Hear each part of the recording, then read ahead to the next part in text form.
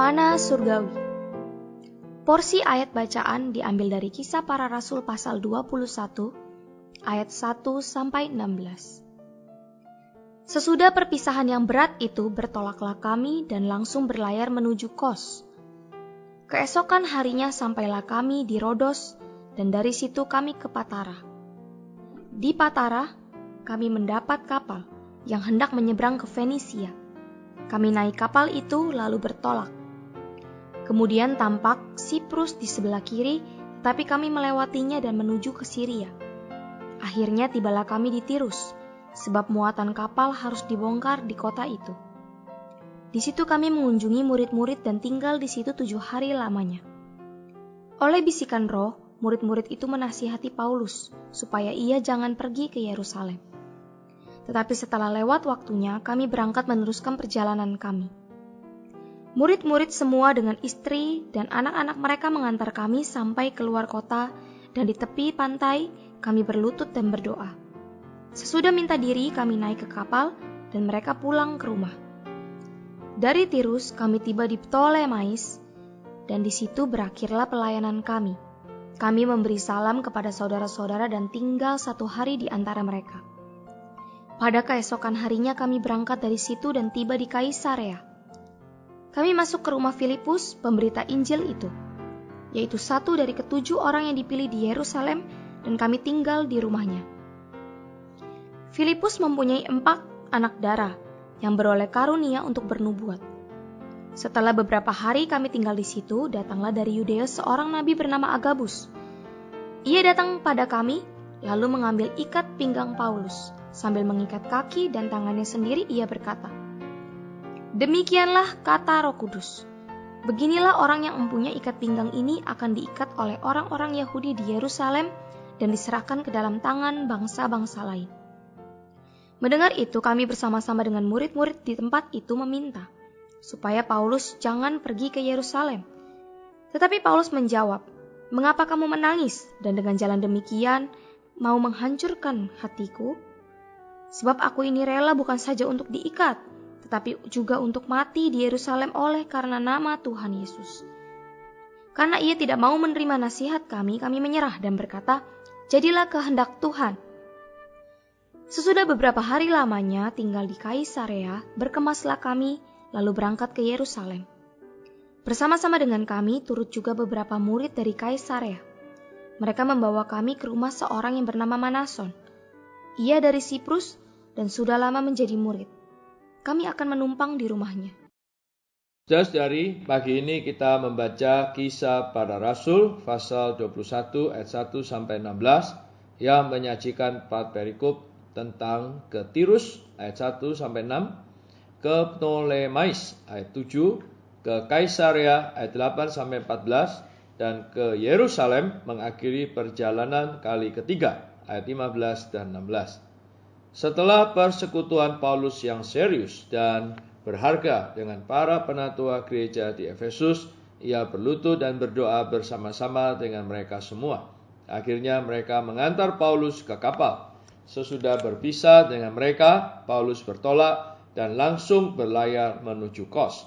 Keesokan harinya sampailah Paulus di Rodos, dan dari situ Paulus ke Patara. Di Patara, Paulus dan sekerjanya mendapatkan kapal yang hendak menyeberang ke Fenisia. Mereka naik kapal itu lalu bertolak. Mereka berlayar ke Syria dan tiba di Tirus. Mereka mengunjungi murid-murid dan tinggal di situ selama 7 hari.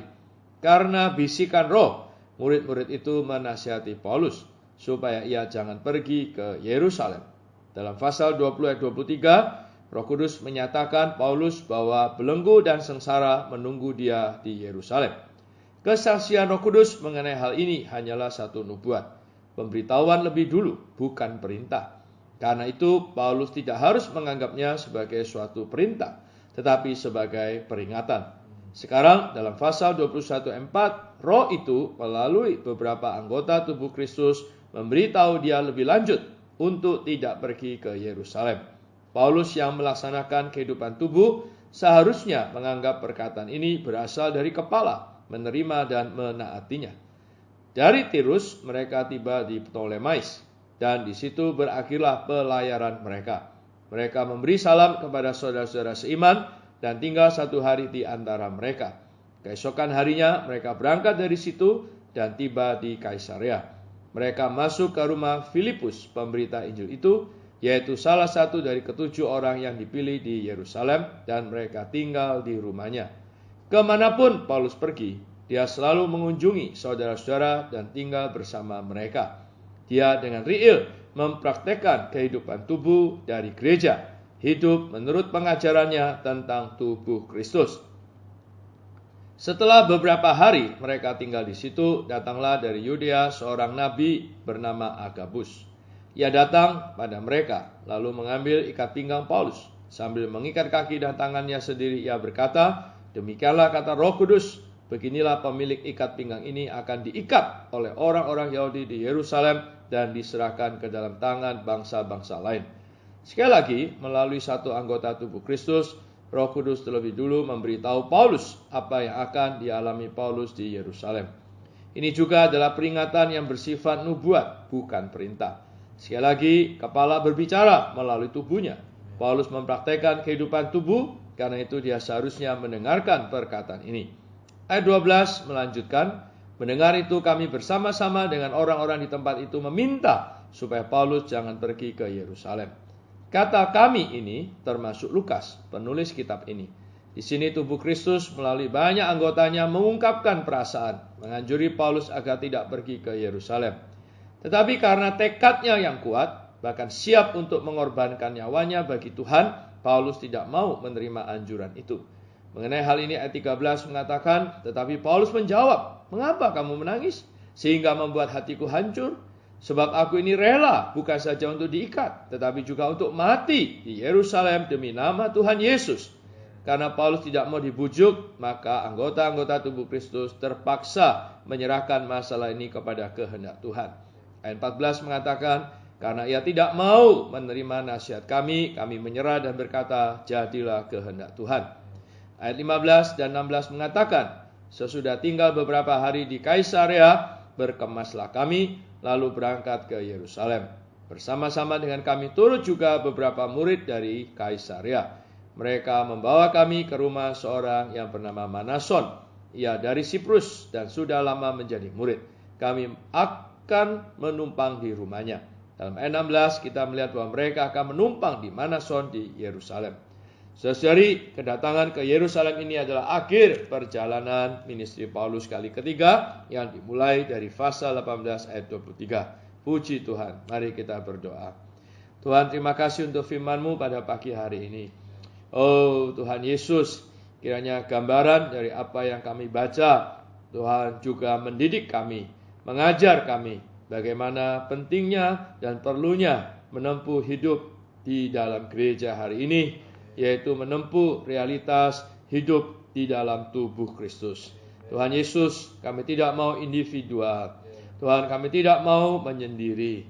Tapi kami mau belajar, Tuhan, berkoordinasi bersama. Oh, taat di dalam kehidupan tubuh Kristus. Mencari persekutuan. Tuhan, sehingga kami boleh terbangun satu dengan yang lain.